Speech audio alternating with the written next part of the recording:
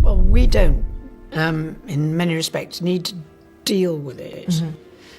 Not least of all because it is the monarch that is the key to this. Una súplica desesperada de la princesa Ana, un decreto real secreto firmado por el rey Carlos. La corona acaba de volverse contra sí misma en una guerra silenciosa que vio a Ana detrás de las puertas del palacio, que obligó al rey a señalar a la reina Camila como una amenaza para el trono. Sucedió como lo hacen todos los desastres reales. Silenciosamente, detrás de puertas cerradas. No hubo un anuncio ni una declaración formal. Solo un cambio palpable en la atmósfera del palacio, una tensión que se podía cortar con un cuchillo ceremonial.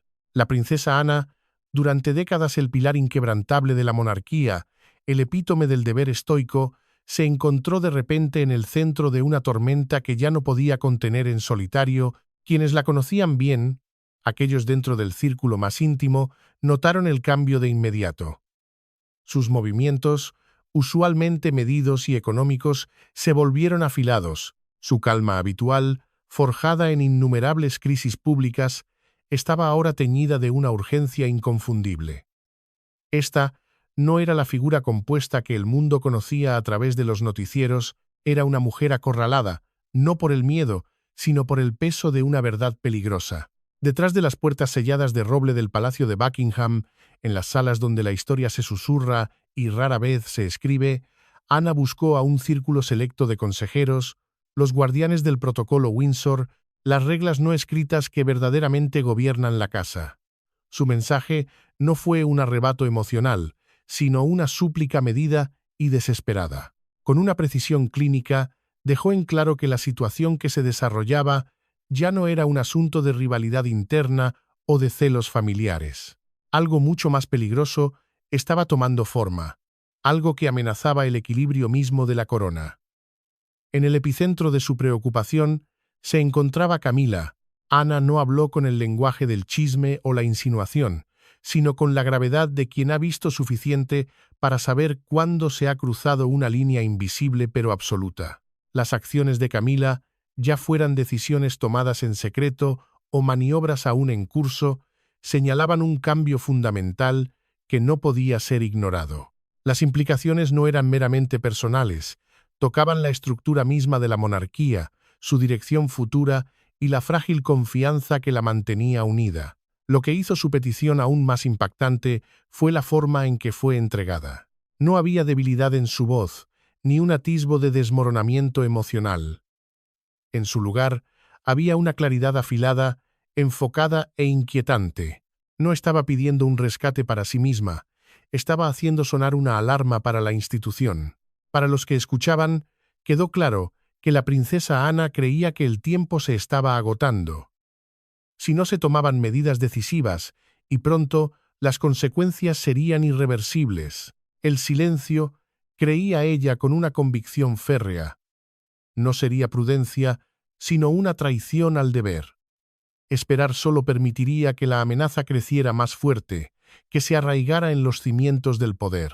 A medida que la noticia de su súplica circulaba por los niveles más altos de la autoridad palaciega, la atmósfera se cargó de una tensión eléctrica. Las rutinas y tradiciones se sentían ahora frágiles, casi irrelevantes. Surgieron preguntas que nadie estaba preparado para responder. ¿Qué había hecho exactamente Camila? ¿Qué estaba planeando?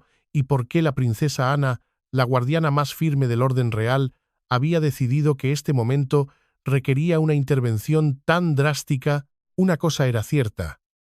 La calma proyectada al mundo ya no reflejaba la realidad. Una confrontación se estaba gestando y con su súplica, Ana había abierto la puerta a un conflicto que ya no podía ser contenido. La preocupación de la princesa Ana no era abstracta. Estaba anclada en una serie de acciones concretas, una desviación calculada y sistemática del orden establecido. En el corazón de la crisis se encontraba la iniciativa del legado, un proyecto aparentemente benévolo, impulsado personalmente por Camila. Sobre el papel, su objetivo era modernizar las propiedades y los fondos de la corona, pero en la práctica, según susurros desde Windsor hasta Westminster, se había convertido en su feudo personal, un vehículo para consolidar un poder sin precedentes. Fuentes cercanas al palacio, informantes que arriesgan todo al hablar, afirman que Camila estaba utilizando esta iniciativa para redirigir fondos. Dinero destinado a preservar propiedades históricamente ligadas al legado de Diana, como la finca de Althorpe, estaba siendo desviado hacia proyectos que beneficiarían directamente a su propia familia y a un círculo de aliados leales. No era una simple mala gestión, era una remodelación de la monarquía por proximidad, no por legitimidad. Aún más alarmante para los guardianes de la tradición era su intento de influir en el Consejo Silencioso, ese cuerpo no oficial de consejeros de alto nivel que asesora al monarca en los asuntos más delicados de sucesión y protocolo. Se dice que había propuesto sutiles enmiendas al protocolo de regencia, cambios que, de ser aprobados, le otorgarían una autoridad significativa en caso de incapacidad del rey, una autoridad que históricamente nunca ha correspondido a una reina consorte.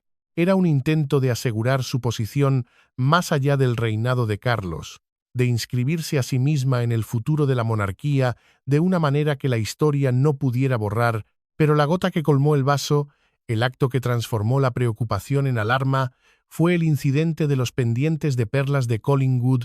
Estas joyas, un regalo de bodas a Diana y una de sus piezas más queridas y fotografiadas, habían sido designadas en un memorando privado para pasar directamente a la princesa Charlotte.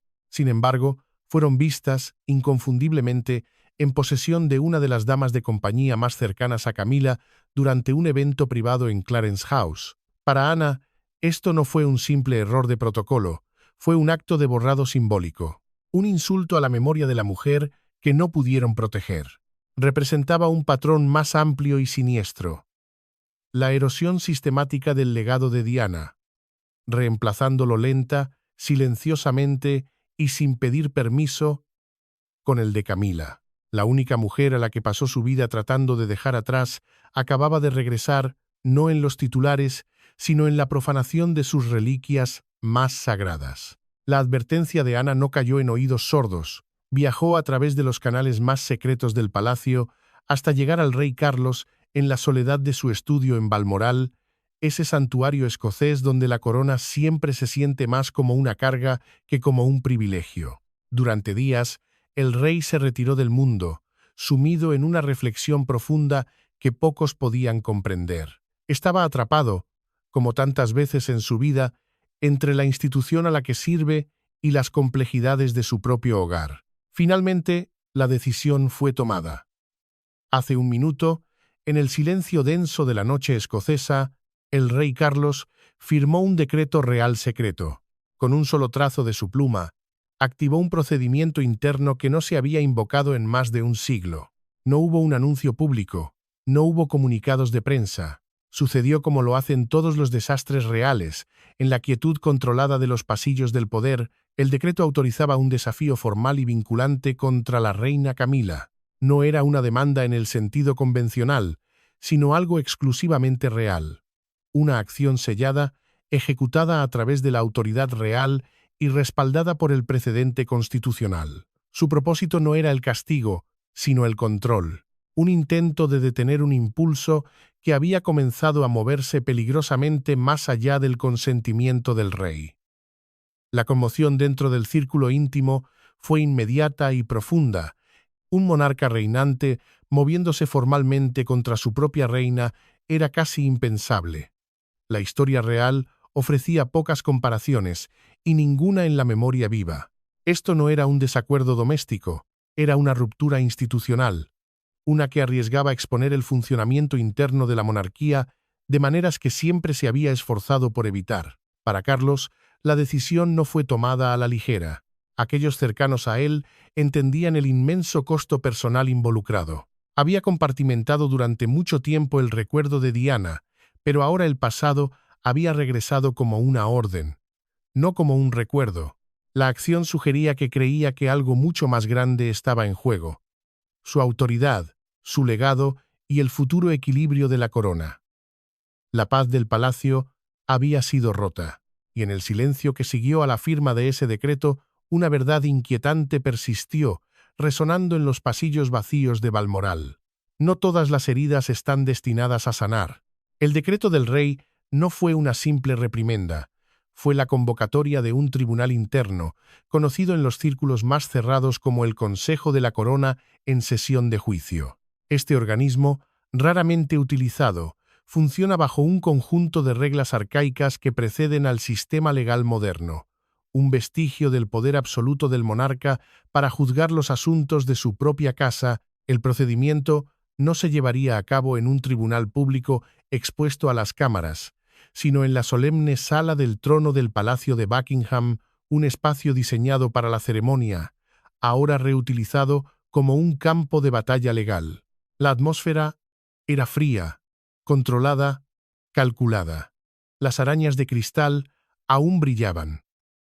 Pero debajo de toda la pompa, algo había cambiado irrevocablemente. Se estableció una línea en la arena, no con la ira de una disputa familiar, sino con la precisión clínica de un cirujano. En el centro del desafío estaban las acusaciones de traición a la confianza. El lenguaje era formal, casi estéril, pero las implicaciones eran brutales.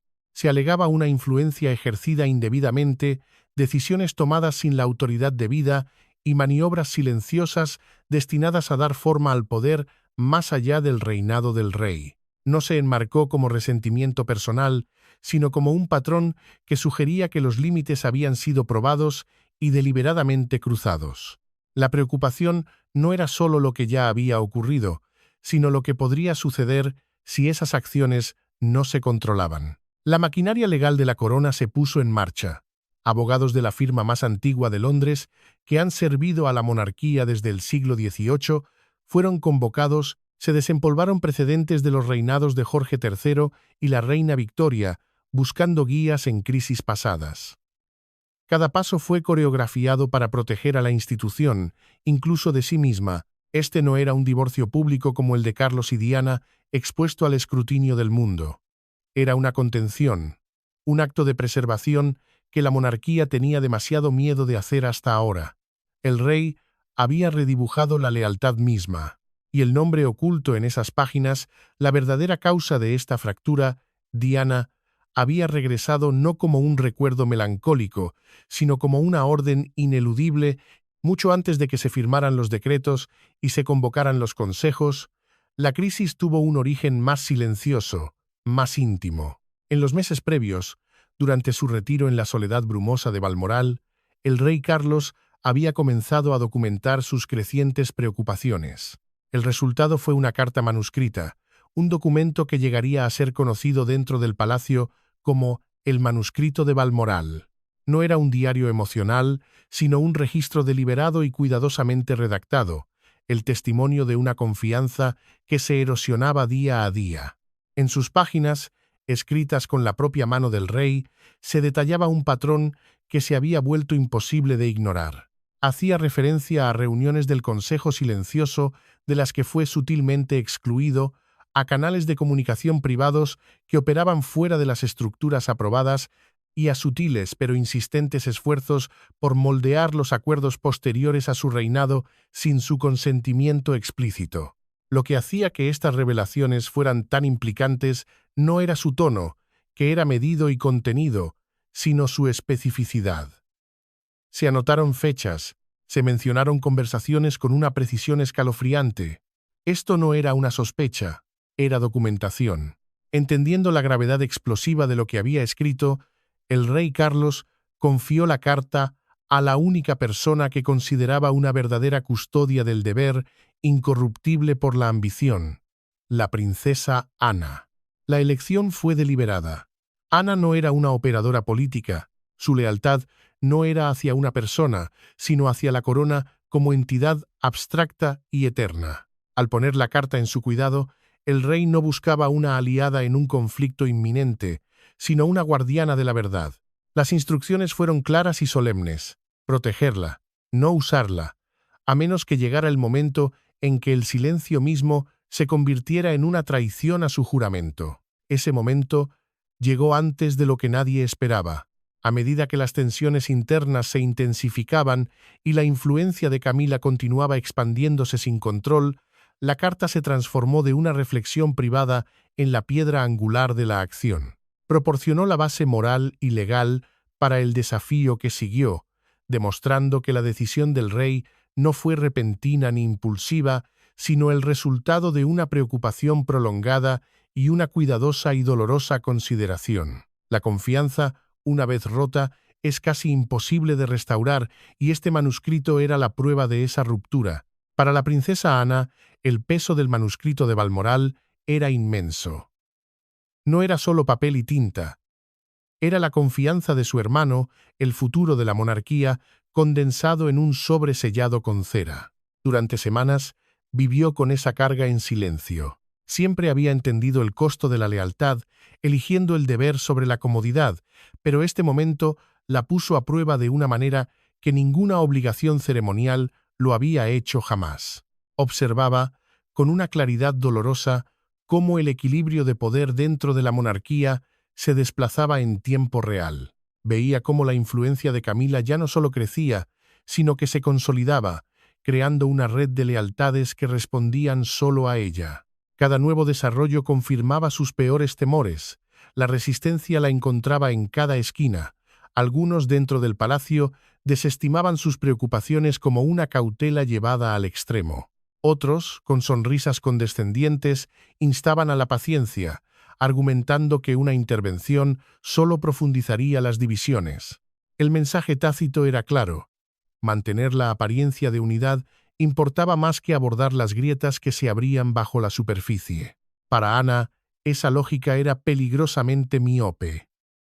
La historia le había enseñado que el silencio, cuando se elige por conveniencia, a menudo se convierte en complicidad. Lo que más le pesaba no era el conflicto inminente, sino el aislamiento paralizante. Sabía que hablar, incluso en privado, la colocaría en oposición directa a intereses poderosos dentro del palacio. Arriesgaba relaciones que había pasado décadas protegiendo. Sin embargo, no hacer nada significaría permitir que se desarrollaran decisiones que creía que el propio rey Carlos, en su sano juicio, nunca habría sancionado. La carta en su cuidado era un recordatorio constante de esa verdad. Cada vez que releía sus palabras, la responsabilidad se hacía más pesada. Fue entonces cuando su súplica de ayuda adquirió todo su significado. Ya no era solo una advertencia institucional. Era personal. Ana no pedía apoyo para proteger su propia posición. Pedía refuerzos porque ya no podía soportar las consecuencias de estar sola entre la verdad y el silencio. En ese momento, la contención, que una vez fue su mayor fortaleza, se convirtió en una debilidad. La misma disciplina que la había mantenido firme durante décadas ahora corría el riesgo de permitir una lenta erosión de los cimientos de la monarquía. El ascenso de Camila dentro de la estructura real nunca había sido accidental. Fue el resultado de paciencia, cálculo y una aguda comprensión de cómo opera verdaderamente el poder detrás de las puertas cerradas del palacio. Durante años se movió con un cuidado exquisito, dominando los ritmos de la vida real, aprendiendo cuándo hablar y cuándo el silencio tenía más peso. Para muchos, esta disciplina era admirable. Para otros, era estratégica. Desde el principio, Camila demostró una sofisticación política que la distinguía. Cultivó relaciones en silencio, posicionándose como una presencia estabilizadora en momentos de incertidumbre. Los asesores la encontraban accesible. Los cortesanos respetaban su impecable conocimiento del protocolo.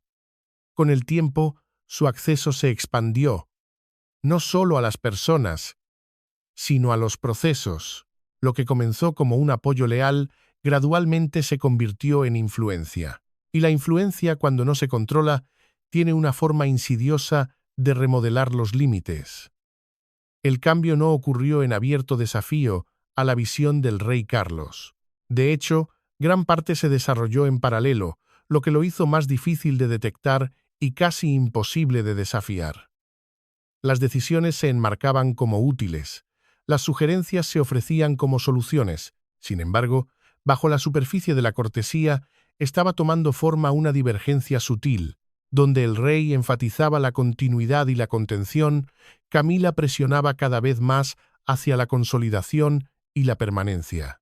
En su opinión, la monarquía necesitaba ser asegurada contra la incertidumbre de un mundo cambiante, incluso si eso significaba volver a trazar líneas que durante mucho tiempo habían sido respetadas como sagradas. Fue aquí donde la confianza comenzó a convertirse en extralimitación. La creciente independencia de Camila de las estructuras establecidas no se anunció con una confrontación, sino que apareció en la forma de consultas omitidas, discusiones privadas mantenidas fuera de los canales tradicionales y un papel cada vez mayor en la configuración de conversaciones sobre el futuro, particularmente aquellas que se extendían más allá del reinado activo del rey. Para algunos, estas acciones parecían iniciativa y fortaleza. Para otros, especialmente para aquellos encargados de proteger el equilibrio institucional, levantaron las más graves alarmas. El problema no era la ambición en sí, sino su dirección. La monarquía había sobrevivido siglos precisamente porque a ninguna figura se le permitía acumular un control no verificado. La trayectoria de Camila, sin embargo, sugería una creciente comodidad operando más allá de esos límites, creyendo que sus intenciones justificaban sus métodos. La ambición de Camila no se trataba simplemente de poder, se trataba de reescribir la historia. En el centro de su calculada estrategia estaba la necesidad imperiosa de eclipsar la figura que, incluso desde la tumba, proyectaba la sombra más larga sobre la casa de Windsor, el fantasma de Diana. Cada movimiento de Camila, cada alianza forjada, cada protocolo sutilmente alterado, parecía calculado para disminuir el legado de su predecesora. No era una guerra abierta y declarada, sino una campaña de desgaste librada en los detalles simbólicos que lo significan todo para la monarquía. Comenzó con las joyas, la bóveda real, ese santuario sagrado de la historia de la corona se convirtió en su campo de juego. Piezas icónicas de Diana, como el famoso collar de zafiros y perlas, comenzaron a ser recontextualizadas, asignadas a exhibiciones menores en el extranjero o prestadas a dignatarios de bajo perfil, sacándolas efectivamente de la vista del público británico. Era una purga simbólica, diseñada para borrar la asociación visual entre la monarquía y la mujer que el pueblo todavía amaba. La batalla se extendió a los espacios físicos. Las antiguas oficinas de Diana en el Palacio de Kensington, que durante mucho tiempo se mantuvieron como un santuario no oficial, fueron remodeladas bajo la dirección personal de Camila para albergar una de sus nuevas organizaciones benéficas. El mensaje era inconfundible y brutal. El pasado había sido despachado. La nueva era había comenzado. Pero la maniobra más audaz fue el intento de cooptar la iniciativa Diana, el fondo conmemorativo que William y Harry supervisaban celosamente. Camila propuso una fusión con una de sus propias fundaciones, un movimiento presentado como una medida de eficiencia y modernización. Pero todos en el círculo íntimo entendieron lo que realmente era, un intento de tomar el control del nombre y el legado de Diana, de absorberlo y neutralizarlo. Fue esta acción, este paso final y audaz, lo que finalmente convenció a Ana de que la línea no solo se había cruzado, sino que se había borrado por completo. Esto ya no era sobre influencia o ambición, era un ataque a la historia misma, un intento de silenciar a la princesa por segunda y última vez. A medida que la acción formal del rey tomaba forma, el palacio se fracturó. Camila, consciente de que su futuro entero estaba en juego, no se quedó de brazos cruzados. Su equipo, un grupo leal de asesores y cortesanos que le debían sus posiciones y privilegios, se movió rápidamente para construir un muro de silencio y desinformación. La narrativa que circularon fue sutil, pero venenosa. La princesa Ana, decían en susurros controlados, actuaba por un resentimiento personal de larga data. La describieron como una tradicionalista rígida, incapaz de aceptar la necesaria modernización de la monarquía que Camila representaba. Cada palabra fue calculada para sembrar dudas sobre la legitimidad del desafío, pintándolo como una amarga disputa familiar en lugar de una crisis institucional. Se filtraram historias à la prensa amiga, artículos cuidadosamente colocados que elogiavam el toque moderno de Camila Y, su papel estabilizador junto ao rei. Al mismo tiempo, se insinuaba que la avanzada edad del rey lo hacía susceptible a influencias indebidas, una acusación velada y cruel dirigida directamente a su hermana. Era una campaña de desinformación clásica, librada no con bombas, sino con susurros en los pasillos dorados. Los pocos leales a Ana, dentro de la maquinaria del palacio, se encontraron repentinamente aislados. Las llamadas no eran devueltas, las reuniones eran pospuestas indefinidamente. Un silencio inquieto, pesado y ominoso descendió sobre aquellos que se atrevían a cuestionar a la reina. El palacio, que antes funcionaba con una jerarquía clara, ahora se sentía como un laberinto de lealtades cambiantes. Los asesores medían cada palabra, cada gesto. Nadie podía permitirse un paso en falso. En esta atmósfera de sospecha, el equipo de Camila intentó desacreditar la pieza central de la evidencia, el manuscrito de Balmoral. Sugirieron que la carta había sido malinterpretada, que eran las reflexiones de un hombre bajo estrés, no un documento con peso legal. Intentaron enterrar la verdad bajo capas de protocolo y negación, esperando que la crisis, como tantas otras, simplemente se desvaneciera en el olvido.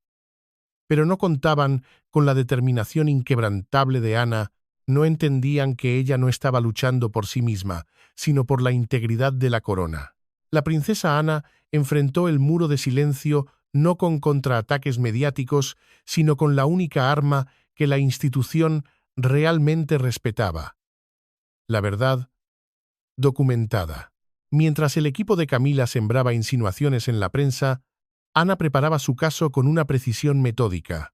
No se trataba de emociones, se trataba de hechos irrefutables. Convocó a una reunión extraordinaria del Consejo Silencioso y llegó no con acusaciones, sino con registros meticulosamente organizados, cartas, notas de reuniones y testimonios de testigos de confianza que trazaban cada paso y cada afirmación con una claridad cronológica innegable.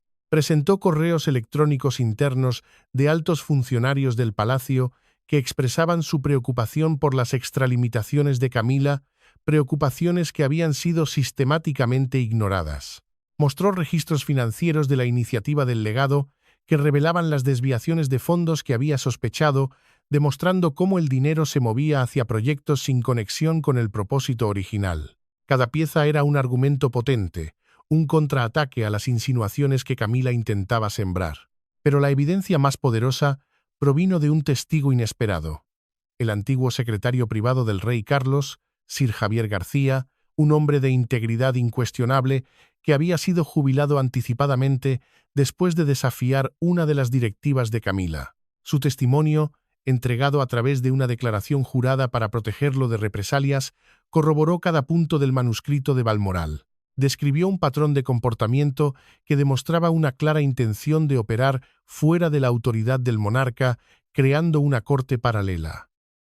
El enfoque de Ana fue tan estratégico como sustantivo, presentó la evidencia en etapas cuidadosas, anticipando cada intento de desacreditarla. Cada interacción, cada aclaración, servía para subrayar un punto simple pero poderoso. La monarquía ya no se trataba solo de protocolo. Se trataba de supervivencia, de garantizar que la verdad y la autoridad permanecieran alineadas. Ante la evidencia innegable, las grietas en el muro de silencio de Camila comenzaron a aparecer. Los asesores que habían desestimado las advertencias ahora guardaban un silencio tenso. Los equipos legales cambiaron su postura, su confianza visiblemente mermada. La narrativa había cambiado. Lo que parecía una lucha de poder interna se reformuló como lo que realmente era: una violación documentada de la confianza, una traición a la corona misma. El conflicto había llegado a un punto de no retorno. El Consejo de la Corona en sesión de juicio fue convocado. La sala del trono del Palacio de Buckingham, usualmente escenario de investiduras y recepciones diplomáticas, fue despojada de su pompa habitual.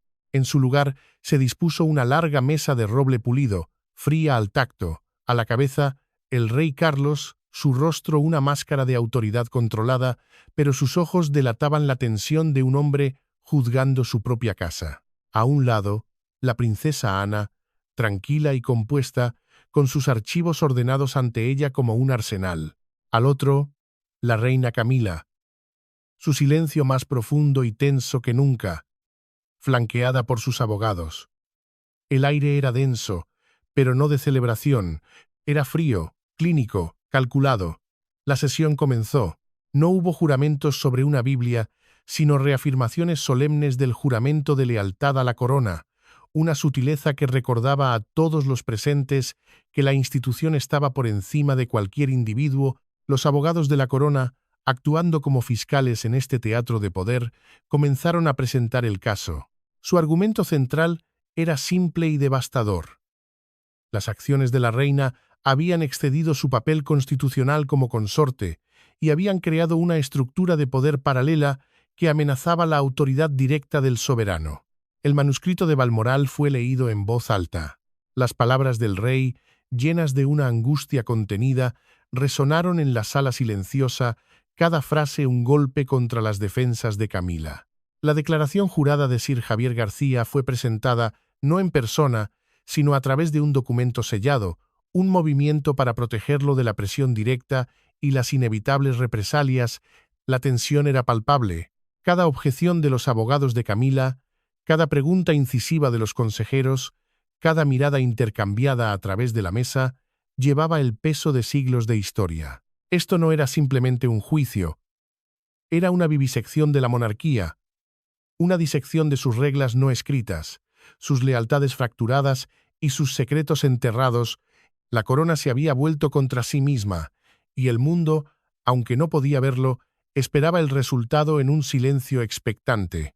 A medida que avanzaba el juicio, quedó claro que lo que estaba en el banquillo no era solo una persona, sino la propia monarquía. Cada pieza de evidencia presentada por Ana se convirtió en un espejo que reflejaba las disfunciones de la institución.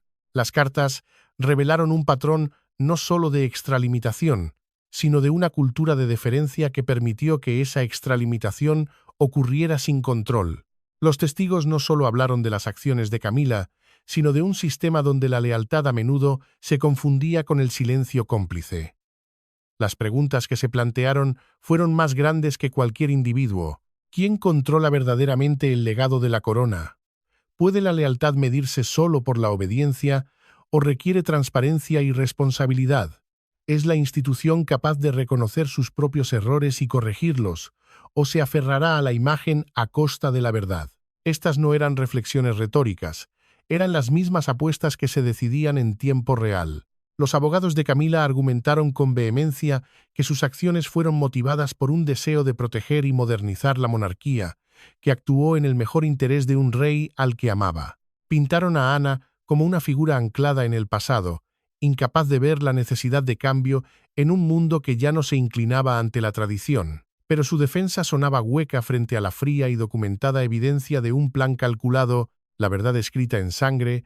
El legado de Diana se cernía sobre los procedimientos como un fantasma persistente. Aunque su nombre rara vez se mencionaba, su presencia era el subtexto de cada acusación. La profanación de sus joyas, el intento de cooptar su legado, todo apuntaba a la motivación central: el borrado. La necesidad de eliminar la memoria de la princesa que nunca pudieron controlar. En ese ambiente cargado, ya no era posible separar lo personal de lo institucional. Las defensas de Camila y el desafío de Ana, aunque centrales, eran meramente los conductos a través de los cuales se hacían preguntas más profundas sobre la identidad y la autoridad moral de la monarquía. El resultado de este juicio sería recordado no solo por su veredicto, sino por lo que reveló sobre una institución centenaria obligada a enfrentarse a sí misma bajo la luz implacable de la verdad. Los argumentos han concluido. Los testigos han hablado. La evidencia ha sido presentada. Ahora, un silencio pesado y expectante llena la sala del trono. El rey Carlos se ha retirado con el consejo silencioso para deliberar. El destino de la reina Camila, y quizás el de la propia monarquía moderna, pende de un hilo. Las puertas permanecen cerradas. Afuera, el palacio intenta mantener una fachada de normalidad, los guardias cambian con precisión ceremonial, los turistas toman fotos ajenos al drama histórico que se desarrolla a metros de distancia. Pero adentro, el futuro se está reescribiendo. ¿Qué veredicto puede dictarse cuando no hay precedentes? ¿Puede una reina ser despojada de su influencia sin destrozar la imagen de unidad que la corona se esfuerza desesperadamente por proyectar? Un exilio silencioso a Rey Milhouse, su jaula dorada personal, parece una posibilidad. Una restricción formal de sus deberes y acceso, una purga simbólica que la dejaría con el título, pero sin poder. O quizás, en un movimiento desesperado para proteger a la institución por encima de todo, el Consejo opte por una reconciliación forzada, enterrando la verdad una vez más bajo capas de protocolo y sonrisas tensas, pero algunas verdades se niegan a permanecer enterradas. La monarquía ha sido protegida, pero su paz ha sido rota, quizás para siempre. En el silencio que sigue, una verdad persiste. La confianza, una vez rota, es casi imposible de restaurar. La princesa Ana ha cumplido con su deber, pero a un costo que aún no se puede calcular. Ha expuesto las grietas en los cimientos y ahora la corona debe decidir si las reparará o simplemente las ocultará de la vista. La historia no recuerda quién llevaba la corona. Recuerda quién se la ganó. Y mientras el mundo espera, una pregunta resuena en los pasillos silenciosos del poder. ¿Puede la monarquía sobrevivir a su propia verdad? No todas las heridas están destinadas a sanar.